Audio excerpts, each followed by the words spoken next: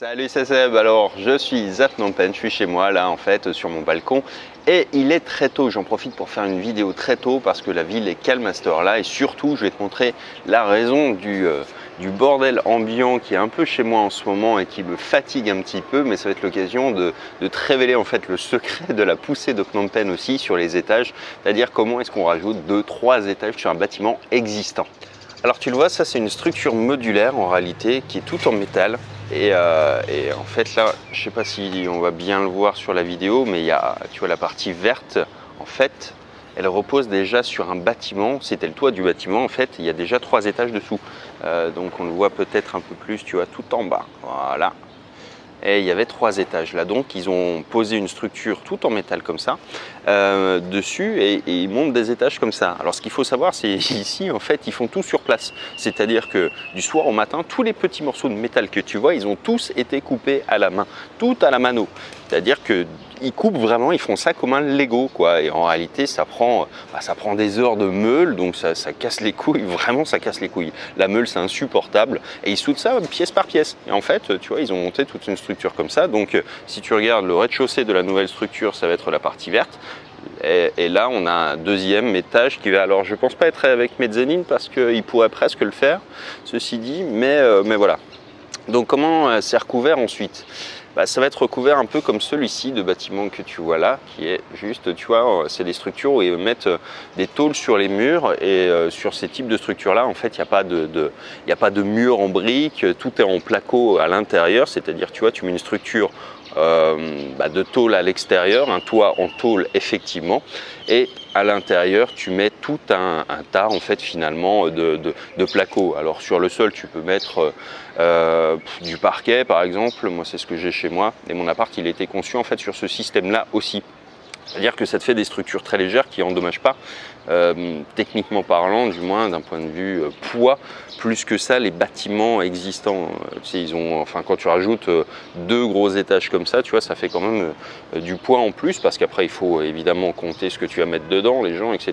Donc tu rajoutes vite des tonnes, et pour pas mettre en péril la structure originelle du bâtiment, ils font un truc où effectivement il faut une structure qui est plutôt légère. Si tu faisais la même, tu vois, avec des briques, machin, tu recoulais du béton armé pour le faire, ça serait beaucoup plus compliqué. Là, ils ne peuvent pas le faire de toute façon pour des raisons techniques qui sont que tu peux pas rajouter comme ça, enfin recouler en partant de zéro sur un toit qui était fini. Donc voilà un peu à quoi ça ressemble.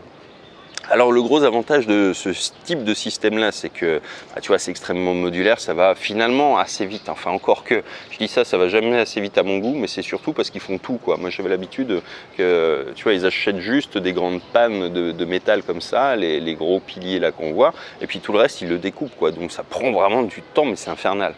Là ils en sont, pour te donner un ordre d'idée, à 3 mois depuis qu'ils ont vraiment commencé, et je pense qu'ils vont en avoir vraisemblablement pour...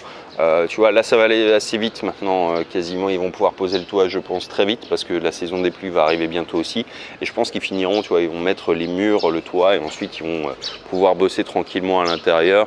Donc ça va durer encore à mon avis bien 6 mois et 1 ou 2 mois pour terminer la structure externe, et ça va comme ça aller assez vite. Donc tu vois pourquoi et comment en fait sur Phnom Penh il y a plein de bâtiments qui sont comme ça. D'ailleurs je vais t'en montrer d'autres, tu vois un peu sur les toits peut-être là-bas, je vais essayer de te faire un petit zoom. Tac. Donc sur les toits là-bas c'est pareil en fait, on a toute une tapée en fait qui est faite sur ce principe là. T'en as également juste là. En fait, tu vois que les rajouts ils ont été faits de cette manière là, et souvent c'est ce qui a permis à des étrangers d'acheter à pas très cher en fait, tu vois, un toit en fait, parce que les Khmers ils savaient pas ce qu'on allait en foutre, et donc du coup ils vendaient ça pas cher au départ, et les barangs en fait rajoutaient des toits. Ceci dit, après ils ont vite compris effectivement les Khmers, et donc ils ont commencé à augmenter les prix, et ça s'est fait un peu au détriment du reste du marché. Ce qui fait que les Khmers n'avaient plus forcément la possibilité d'acheter et de louer, parce qu'en fait quand tu as les étrangers qui retapent comme ça, et ils font des apparts de standing, enfin au standing western, et pas du tout fait pour pour les Khmers, ce qui fait que ça a un peu chassé les gens d'une partie ancienne de la ville. Et pour le coup, bah, ils ont réglementé. Alors c'est plutôt bien dans le sens où effectivement ça a limité maintenant la croissance du marché, donc ça c'est plutôt intelligent effectivement. Bon, les mauvaises langues disent aussi que c'est un peu pour forcer les étrangers à acheter des condos à la place qui sont beaucoup plus chers à la fois au mètre carré à construire, parce que ça coûte rien à construire en fait. Quand je dis rien en matière de budget, je ne vais pas te dire de conneries, mais je pense qu'il y en a, tu vois, ça a l'air long, mais en fait la main d'œuvre coûte pas cher, le métal coûte pas cher, les matériaux sont pas très chers ici, ce qui fait que j'avais eu un ordre de prix d'un pote qui m'avait dit que pour 20-30 000 $, tu pouvais rajouter 2 étages comme ça, quoi. Alors après ça dépend des niveaux de finition, de ce que tu fais dedans, on est d'accord, de la surface, mais bref, c'est quand même pas si cher que ça comparativement au reste. Alors aujourd'hui la législation, qu'est-ce qu'elle dit? Bah, avant on pouvait en tant qu'étranger acheter en fait tout ce qui était dans l'ancien et tu pouvais en être propriétaire donc de plein droit, les acheter, les revendre, les louer, etc. Dès que ça dépassait le 2e étage. Tu ne pouvais pas acheter le rez-de-chaussée parce que comme en Thaïlande, il y a un droit du sol qui est fait pour dire qu'en tant qu'étranger, tu ne peux pas acheter de terrain, quoi. Donc tout ce qui était à partir du 2e étage, on pouvait le faire. Et ça aussi, c'est fini à Phnom Penh maintenant parce que, pour les raisons évoquées, c'est-à-dire que les étrangers ont acheté beaucoup, ont ratapé beaucoup comme ça, ont fait des bonnes culbutes.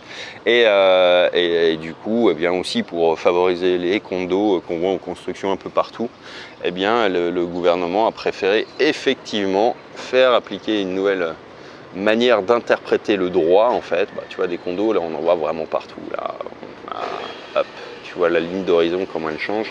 Alors évidemment, c'est pas le même standing, c'est pas les mêmes budgets non plus. Ici, on est plutôt sur des budgets sur des condos à 2005-3000 le mètre carré. Là où effectivement, en construisant comme ça, bah, tu en auras peut-être que tu vois, enfin là, tu aurais l'équivalent d'un 10-15 mètres carrés en fait en condo, quoi. Donc la place de parking, bah, tu peux faire 2 appartes.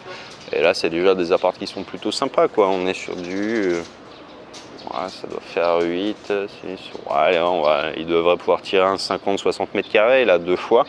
Donc ouais, plus 3 en fait, puisqu'il y a l'étage originel, donc le rez-de-chaussée là.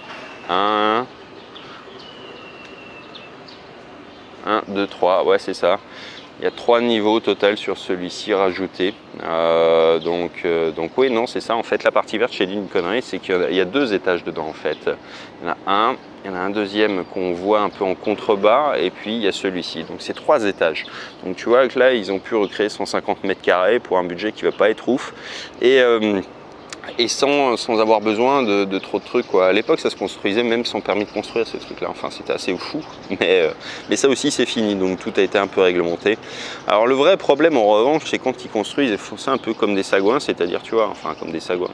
C'est-à-dire que ici, la législation sur les fenêtres, par exemple, sur les trucs, ils en ont rien à secouer, hein. C'est mon pote, du moment qu'il y a un peu d'espace, tu vois, l'autre avec sa fenêtre là, bah, il pourra plus ouvrir ses volets, mais c'est pas grave, hein. C'est aussi la règle du Far West, c'est que bah, il n'y a pas vraiment de règle. La vue, bon bah tu l'oublies, les recours, t'en as pas tant que ça, parce que c'est comme ça, quoi. Donc le Far West, ça fait que, bon, tu vois, moi il me mange pas trop de ma vue finalement, parce que ça me l'a coupé un tout petit peu là sur l'angle, mais ça reste acceptable.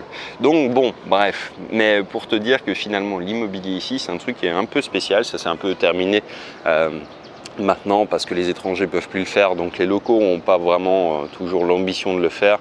Là, je sais pas pourquoi, je pense que c'est un local en fait, enfin du moins ça doit être...